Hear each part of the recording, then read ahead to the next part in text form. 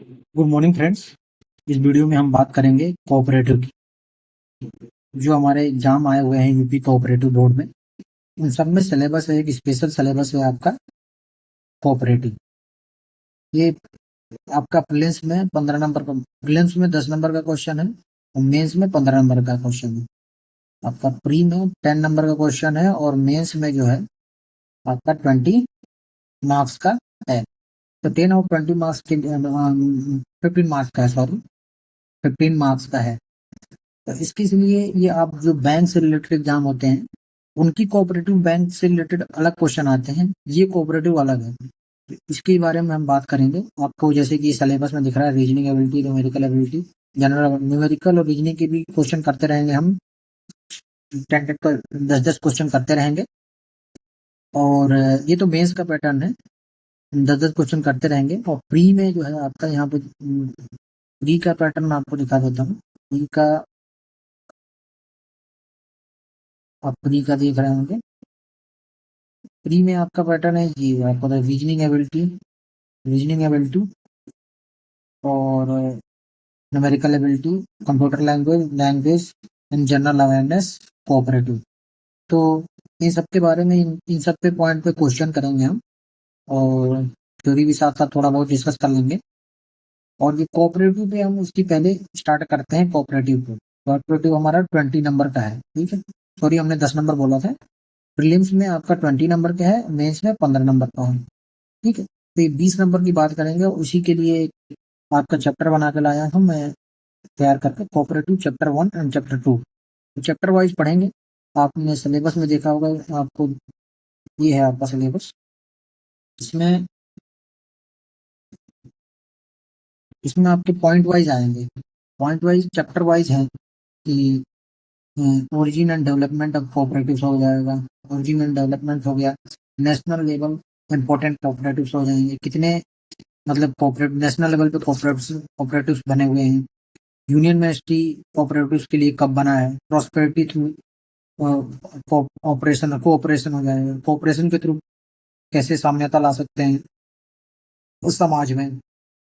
Development of आपको पांचवा point है, development of cooperatives in the state of Uttar Pradesh में। कोऑपरेटिव्स के जो भी डेवलपमेंट के पॉइंट है, ये क्या क्या है, ये पता बात करेंगे हम। Cooperatives of societies in the state of Uttar Pradesh, कौन कौन सी कोऑपरेटिव सोसाइटीज जो है इंपॉर्टेंट, कोऑपरेटिव सोसाइटीज तो बहुत सी हैं, इंपॉर्टेंट कोऑपरेटिव सोसाइटीज कौन कौन सी है यूपी में, उसके बारे में बात करेंगे। और कोऑपरेटिव्स में नया इनोवेशन क्या कर सकते हैं, उसके बारे में बात करेंगे आगे। तो पहले तो स्टार्ट करते हैं कोऑपरेटिव क्या है, और आज जो है origin and development of cooperative discuss करेंगे, एक चैप्टर डिस्कस करेंगे, उसके कुछ क्वेश्चन भी देखेंगे। तो चलिए शुरू करते हैं। कोऑपरेटिव क्या है? कोऑपरेटिव हमारा है, कोऑपरेटिव की बात करें तो इसमें कोऑपरेटिव कोऑपरेटिव की मीनिंग होती है, हमारी कोऑपरेटिव की मीनिंग होती है सहकारी, सहकारी, मिलजुल कर काम करना, आपसी सहयोग, आपसी जैसे गांव में जो है, गांव में लोग होते हैं तो जैसे मैं गांव में मान लो एक 10 लोगों की है, 10 लोगों की गांव है, उसमें सब लोग जो है अपना कुछ कुछ कंट्रीब्यूशन करते हैं, 10-10 रुपए का कंट्रीब्यूशन करेंगे, तो ये 100 रुपए हो जाएगा। और 100 रुपये में से मान लो किसी एक पर्सन को 100 रुपए की जरूरत है, तो उसको दे देंगे और उससे ब्याज पे देंगे, जैसे 2% या 1% ब्याज पे देंगे। और इसका जैसे ही काम हो जाएगा तो ब्याज सहित पैसे वापस कर देगा। तो ऐसे जो है कोऑपरेटिव काम करती है, जिसको भी जरूरत होगा वो बाकी लोगों से लेके और उन्हें दे देंगे। तो ये एक तरह से कोऑपरेशन, मिलजुल कर काम करना हो गया, आपसी सहयोग से काम निकल जाता है। तो इसमें बैंक जाने की जरूरत नहीं पड़ती है, इसमें अपने आप काम हो जाता है और प्रॉफिट भी लोगों को मिल जाता है, प्रॉफिट शेयर भी हो जाता है, जो भी ब्याज आएगा वो सब में थोड़ा थोड़ा बढ़ जाएगा। तो ये मेन कोऑपरेटिव का मतलब यही होता है, जब कुछ लोग अपनी समान जरूरतों को पूरा करने के लिए, आपका डेफिनेशन में, जब कुछ लोग अपनी समान जरूरतों को पूरा करने के लिए स्वेच्छा से एक संगठन बनाते हैं और मिलजुल कर काम करते हैं, तो उसे कोऑपरेटिव सोसाइटी या सहकारी समिति कहते हैं। गांव में देखा होगा आपने, जो महिलाओं का आजकल है, सेल्फ हेल्प ग्रुप है, स्वयं सेवा वाली, तो वो चीज है, सहकारी समिति है। सरल में, अगर सरल भाषा में समझे तो क्या है, किसान मिलजुल कर खाद बीज खरीदे। जैसे में गांव में होता क्या है कि अगर किसी की फसल अच्छी हो गई तो वो जो है बीज जो है अपना बीज जो है वो एक दूसरे पर्सन को अगले सीजन के लिए दे देता है और उससे कुछ पैसे ले लेता है। तो खाद वगैरह है, खाद वगैरह के लिए अपना एग्रीकल्चरल कोऑपरेटिव, इसको एग्रीकल्चरल कोऑपरेटिव कहते हैं। मतलब किसान मिलकर खाद और बीज खरीदे तो इसको एग्रीकल्चरल कोऑपरेटिव कहते हैं। लोग मिलकर सस्ता सामान खरीदे तो इसको कंज्यूमर कोऑपरेटिव कहते थे। मतलब कि अपना मिलजुल कर एक सोसाइटी बना ली तो इसको कंज्यूमर कोऑपरेटिव कहते हैं। दूध उत्पादक जो मिल्क प्रोडक्शन और दूध बेचते हैं उनको डेयरी कोऑपरेटिव कहते हैं। जैसे अमूल हो गया, अमूल बहुत बड़ा डेयरी कोऑपरेटिव है। तो ये तो बात होगी कोऑपरेटिव की। ये चीज तो कोऑपरेटिव आप लोगों को समझ में आ गई होगी। कोऑपरेटिव होता क्या है आखिर में। अब पढ़ेंगे हम origin and development of cooperatives. पहला चैप्टर है हमारा origin and development of cooperatives. आपको ये पीडीएफ में मिल जाएगी। आपको ये पीडीएफ जो है पीडीएफ शेयर कर देंगे। आपको टेलीग्राम चैनल है, टेलीग्राम चैनल है जो इस वीडियो के लिंक में, जो इस वीडियो के लिंक में उसका लिंक हम शेयर कर देंगे। उसको आप ज्वाइन कर लीजिएगा। वहां पे इस पीडीएफ को शेयर कर देंगे, वहां से आप डाउनलोड कर लीजिएगा।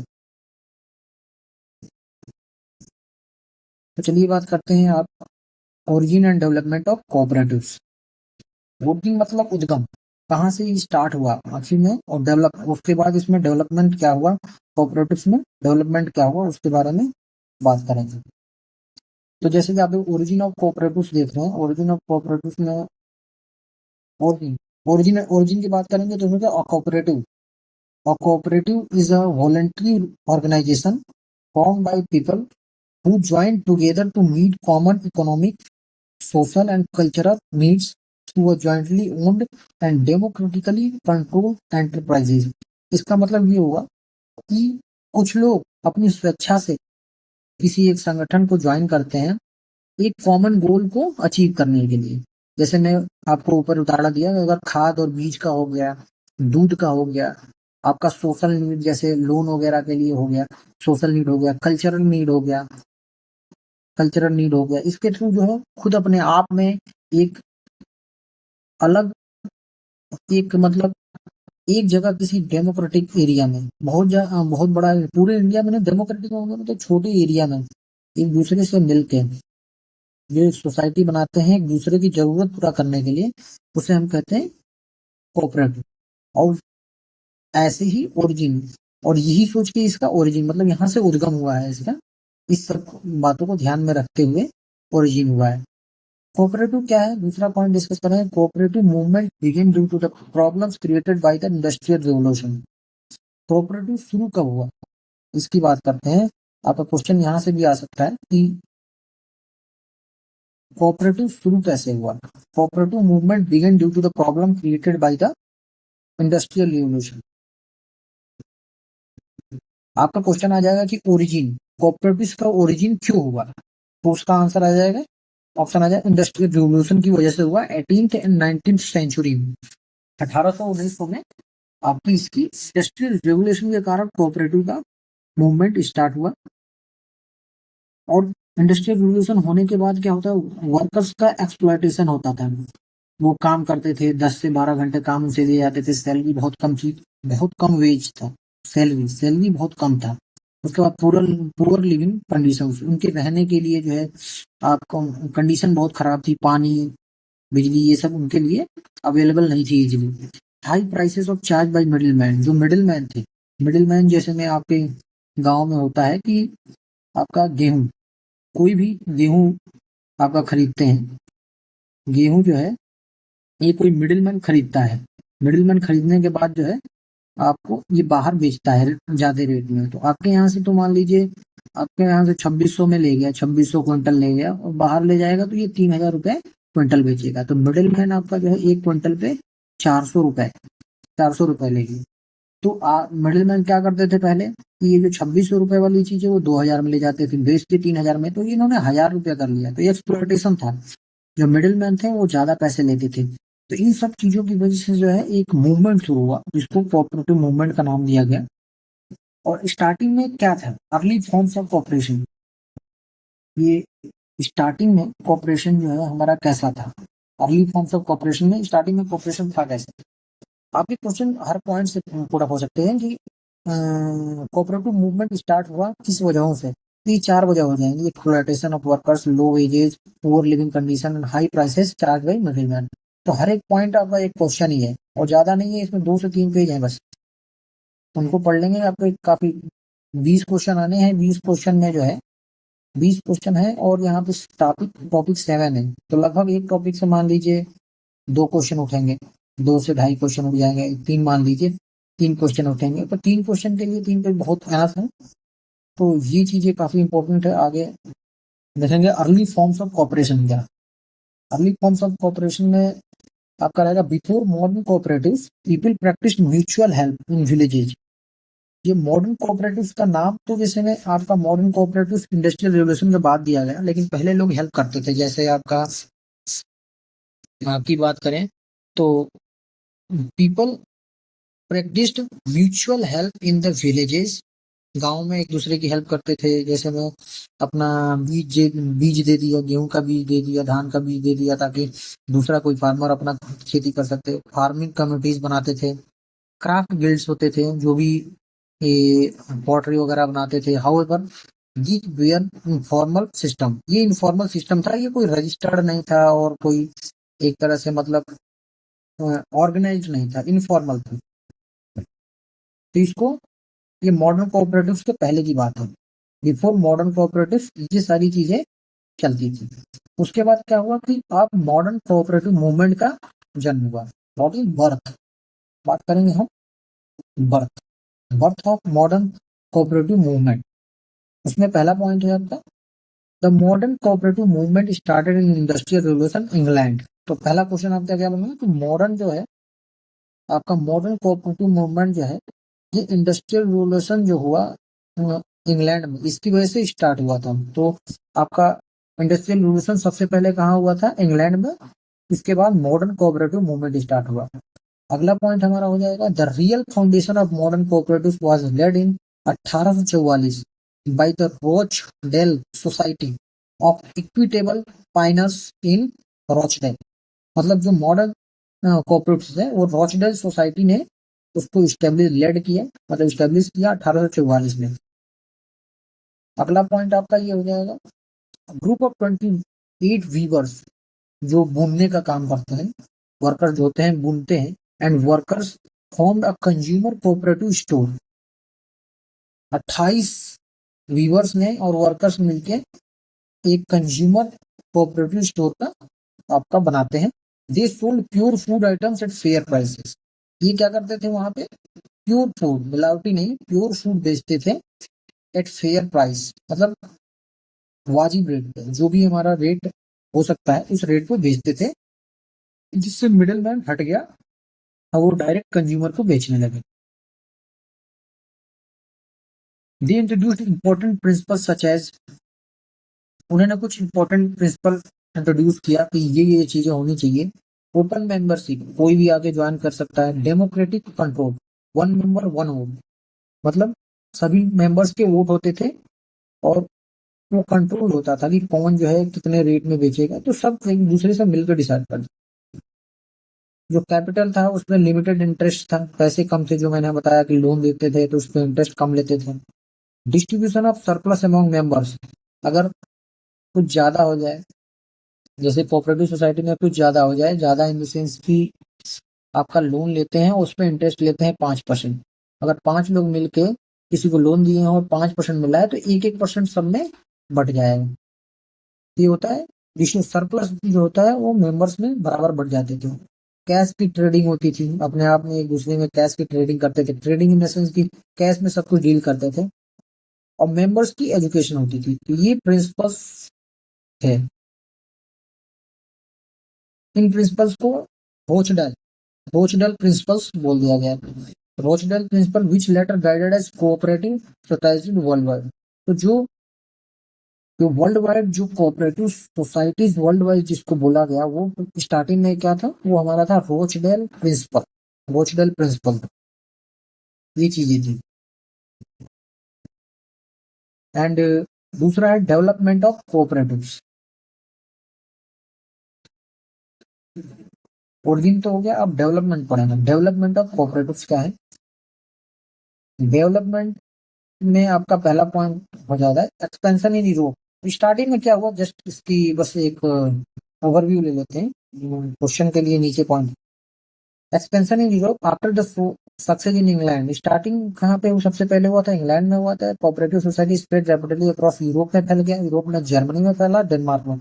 जर्मनी में टू इम्पोर्टेंट लीडर्स जो कंट्रीब्यूटेड, उन्होंने किया कोऑपरेटिव सोसाइटी कैसी होनी चाहिए, क्या होना चाहिए, उसके लिए उन्होंने अपने विचार रखे, जिनमें थे Friedrich Wilhelm and Raiffeisen and promoted rural credit cooperative for farmers. Farmers के लिए इन्होंने एक थोड़ा बहुत इनिशिएटिव लिया।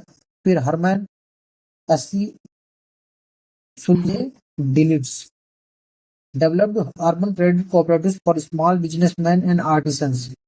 इन्होंने बिजनेसमैन और आर्टिसियंस के लिए स्टार्ट किया हरमन ने, और इन्होंने फार्मर्स के लिए स्टार्ट किया। ये बस 2 पॉइंट याद रख लीजिए। डेनमार्क में क्या हुआ? Farmer cooperatives become a successful in dairy and agriculture improving rural incomes.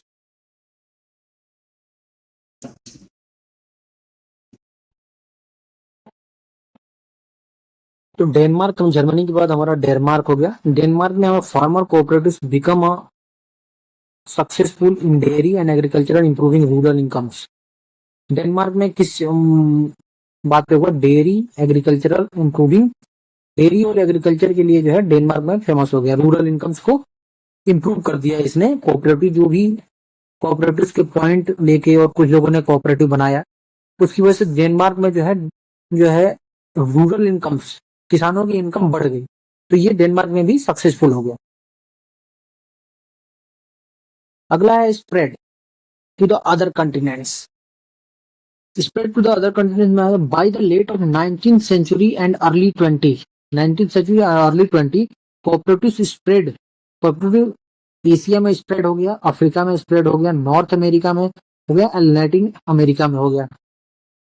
उसके बाद they developed in sector such as agriculture. पहले तो स्टार्टिंग में डेयरी वगैरह में डेवलप हुआ, उसके बाद ये अलग अलग सेक्टर्स में डेवलप होने लगे। कौन कौन से सेक्टर है वो? एग्रीकल्चर हो गया, बैंकिंग हो गया, हाउसिंग हो गया, मार्केटिंग, कंज्यूमर गुड्स, फिशरीज। तो हर फील्ड में, हर सेक्टर में इसकी डेवलपमेंट होने लगी, क्योंकि ये एक तरह से फार्मर्स वगैरह के लिए अच्छी चीज थी और इनकम से इंक्रीज हो गई। तो इसका इफेक्ट देखते देखते ये धीरे धीरे ये अदर कंट्रीज में डेवलप हो गई 19th सेंचुरी में। एशिया में कब आया? 19th सेंचुरी में आया एंड अर्ली 20th। अगला है डेवलपमेंट इन इंडिया। अब आपके क्वेश्चन जो आएंगे, एक दो क्वेश्चन तो पीछे से आ गए। अब मेन पॉइंट उठेगा यहाँ से, डेवलपमेंट इन इंडिया। इंडिया में कब डेवलपमेंट हुआ? तो डेवलपमेंट इंडिया में cooperative movements in India began mainly to help farmers escape money lenders. यहाँ पे मेन पॉइंट है कि इंडिया में डेवलप क्यों हुआ? India began mainly to help farmers escape from money lenders. जो पैसा उधार देते हैं गांव वगैरह में और हर जगह पे भी, तो वो ब्याज, जो ब्याज लेते हैं, इंटरेस्ट जो लेते हैं वो काफी हाई लेते हैं। तो उसमें होता क्या था कि किसान जो है इंटरेस्ट चुकता नहीं कर पाता था, और इसके लिए वो उसी जाल में फंस जाता था। तो उन सब चीजों से बचने के लिए जो है ये कोऑपरेटिव इंडिया में स्टार्ट हुआ, जिससे सेल्फ हेल्प ग्रुप हो गया। उसमें बच्चे मतलब किसान जो है अपना अपने ही सेल्फ हेल्प ग्रुप बनाते थे और उसमें एक दूसरे को पैसा देते थे, लेते थे। तो इससे मनी लैंडर से उन्हें छुटकारा मिल गया। Next, cooperative credit society act 1904। अब मेन पॉइंट ये है कि ये cooperative credit society act 1904, the British government pass this act to encourage rural credit societies. 1904 में एक कोऑपरेटिव क्रेडिट सोसाइटी पास हुई जो act encourage rural credit societies को एनकरेज कर रही थी। नेक्स्ट, कोऑपरेटिव सोसाइटीज एक्ट 1912 एक आया। इसमें क्या था? इस एक्ट में क्या क्या क्या चीजें थी? कोऑपरेटिव सोसाइटी में आपका क्वेश्चन आ जाएगा यहाँ से कि 1904 एक्ट में किस चीज के लिए पास किया गया, तो आपका ये पॉइंट हो गया। नेक्स्ट पॉइंट है कोऑपरेटिव सोसाइटीज एक्ट 1912। 1912 में कौन कौन से हमारे पॉइंट थे? तो 1912 के पॉइंट आप देखेंगे इसमें, this law expanded cooperative activities and allowed formation of central cooperative organization. Rural से ये सेंट्रल कोऑपरेटिव ऑर्गेनाइजेशन को अलाउ कर दिया फॉर्मेशन के लिए. After independence cooperative become important in. Independent के बाद जो है एग्रीकल्चर क्रेडिट हो गया, डेयरी डेवलपमेंट हो गया, sugar production, handloom industries, rural development. A famous example is Amul, which has led the white revolution in India. ये आपका एक क्वेश्चन यहाँ से बन सकता है कि अमूल जो है ये white revolution in India Amul के थ्रू हुआ था और ये कोऑपरेटिव ही है, डेयरी कोऑपरेटिव कह सकते हैं. टाइप्स ऑफ कोऑपरेटिव की बात करेंगे. टाइप्स ऑफ कोऑपरेटिव कितने कॉमन फॉर्म्स जो होते हैं. कंज्यूमर कोऑपरेटिव्स, कंज्यूमर कोऑपरेटिव्स हो गया. प्रोड्यूसर कोऑपरेटिव्स, कंज्यूमर इनमें जो कंज्यूम करते हैं प्रोडक्ट को, जैसे दूध जो कंज्यूम करता है, जो भी पैकेज फूड कंज्यूम करता है, कोई भी चीज जो भी कंज्यूम करता है, खाता है, पीता है या उसका यूज करता है, वो कंज्यूमर कोऑपरेटिव्स हो गए. प्रोड्यूसर कोऑपरेटिव्स जो प्रोड्यूस करते हैं, जो इंडस्ट्रीज प्रोड्यूस करती हैं कुछ भी मटेरियल वगैरह, वो प्रोड्यूसर कोऑपरेटिव्स हो गए. क्रेडिट कोऑपरेटिव्स, क्रेडिट पे जो काम होते हैं हमारे without cash. Marketing cooperatives, housing cooperatives, farming cooperatives, ये सब चीजें जो है इस टाइप की कोऑपरेटिव्स हैं इंडिया में. अब इनको कैटेगराइज करेंगे तो इनकी कैटेगरी आपको कोर फीचर देखिए, इनके फीचर्स क्या हो सकते हैं. कोऑपरेटिव्स के मेन फीचर्स क्या होंगे. होंगे member ownership. Customer buy a share to join and become a co owners.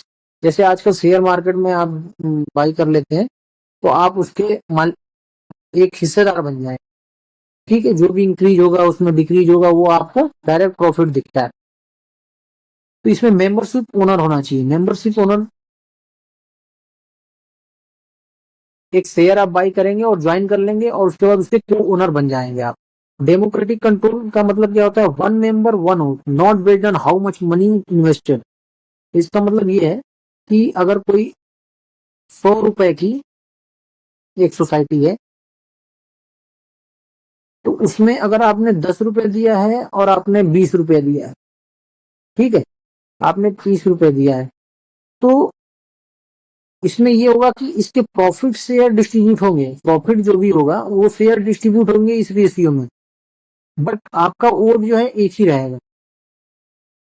Vote in the sense कि आप कोई भी निर्णय लेना होगा, कोई भी डिसीजन लेना होगा तो आपका एक ही वोट माना जाएगा. ये नहीं कि जिन्होंने 30 रुपए दिए हैं उसका डिसीजन ज्यादा सर्वोपरि होगा और आपने 10 दिए हैं तो आपका कम होगा. तो इसका मतलब ये हुआ डेमोक्रेटिक कंट्रोल हो गया. वन मेंबर वन वोट हो गया. नेक्स्ट बात है service over profit. Focus is on meeting members need rather than maximising profit. जो भी मेंबर्स है अगर उनको पैसे की जरूरत है या किसी भी चीज की जरूरत है तो उनको पैसे मिलते हैं और उस पर इंटरेस्ट ज्यादा नहीं लेते हैं. उनकी नीड को पहले देखते हैं कि जरूरत है, जरूरत पहले पूरी हो जाए, प्रॉफिट कम होगा. क्यों? क्योंकि इंटरेस्ट कम रखेंगे, दूसरे मेंबर के लिए भी इंटरेस्ट कम कर रखेंगे, तीसरे मेंबर के लिए इंटरेस्ट कम रखेंगे. बस जरूरत पूरी हो जानी चाहिए, इंटरेस्ट कम लो. तो इसमें प्रॉफिट जो है बहुत कम होता है. Surplus distribution. अगर प्रॉफिट ज्यादा, जो भी प्रॉफिट होगा, जो भी प्रॉफिट होगा इसमें, अगर 10 रुपए प्रॉफिट हुआ तो 10 मेंबर है तो एक एक रुपया डिस्ट्रीब्यूट हो जाएगा और री इन्वेस्टेड. और या तो मेंबर वो क्या करेंगे कि एक एक रुपया अपना इन्वेस्ट कर देंगे, नहीं लेंगे तो 10 रुपया उसी में पड़ा रहेगा, उसकी वैल्यू बढ़ जाएगी. तो ये होती है हमारे सरप्लस डिस्ट्रीब्यूशन में. या तो डिस्ट्रीब्यूट कर दो या तो री इन्वेस्ट कर दो, उसी में इन्वेस्ट कर दो. कोऑपरेटिव्स के मेन ये पॉइंट पढ़ेंगे. Importance of cooperatives. Cooperatives help in promoting self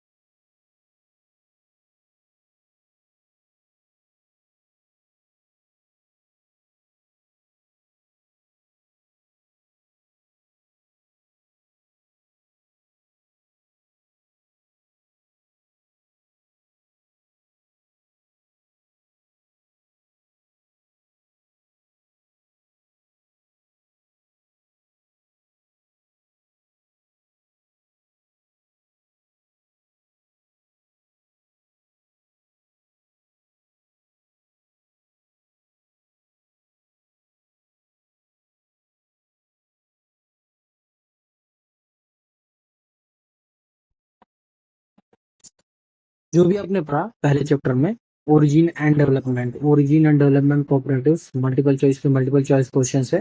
तो पहला क्वेश्चन देते हैं, the modern cooperative movement started in, जैसे आपने उसमें पढ़ा था कि मॉडर्न कोऑपरेटिव्स कहाँ से स्टार्ट हुआ। मॉडर्न कोऑपरेटिव्स आपका इंग्लैंड से स्टार्ट हुआ था। इंग्लैंड में आपने देखा था Rochdale society of equatorial finance was established in, ये भी पॉइंट में आया था आपका 1844। Next, Rochdale finance was associated with, किससे एसोसिएटेड थे, ये आपके एसोसिएटेड थे आपका नेक्स्ट पॉइंट में जो आपने मेंशन किया था, कंज्यूमर कोऑपरेटिव से association. One member one vote is principle of, किस चीज का है, one member one vote principle of cooperation. जैसे कि आपको बताया कोऑपरेशन में क्या होता है, कोऑपरेशन में होता है one member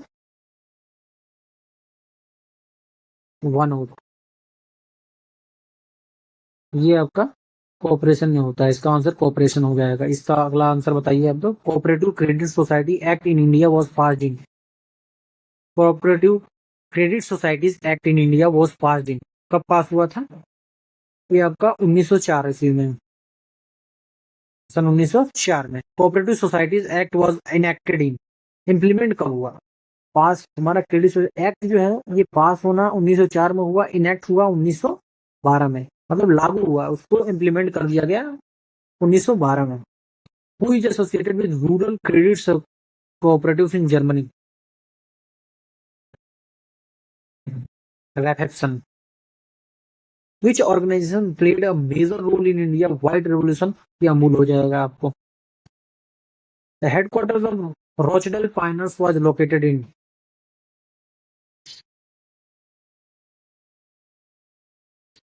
Rochdale. Which of the following is not a feature of cooperatives? Voluntary membership, democratic control, profit maximization only, and mutual help. Mutual help तो है हमारा, डेमोक्रेटिक कंट्रोल भी है, वॉलंटरी मेंबरशिप अपने आप आके जुड़ सकते हैं, तो ये तीनों सही है, ये आंसर हो जाएगा आपका। प्रॉफिट मैक्सिमाइज, प्रॉफिट नहीं करना है हमें, इसका मेन एम प्रॉफिट नहीं है। नेक्स्ट, ये आपके 10 क्वेश्चन हो गए। एंड आपको पीडीएफ चाहिए तो आपको टेलीग्राम चैनल पे देख सकते हैं, टेलीग्राम चैनल आपको इस वीडियो के डिस्क्रिप्शन में डाल दूंगा मैं, उस पे जाएंगे तो आपको पीडीएफ मिल जाएगा, पीडीएफ मिल जाएगा, उसको आप हाँ पढ़ते रहिएगा। अगला चैप्टर होगा हमारा नेशनल, नेशनल वाला जो पॉइंट है, सेकंड चैप्टर, सेकंड जो सेकंड चैप्टर होगा हमारा और नेशनल पे होगा, वो कल देखते हैं। अभी के लिए थैंक यू।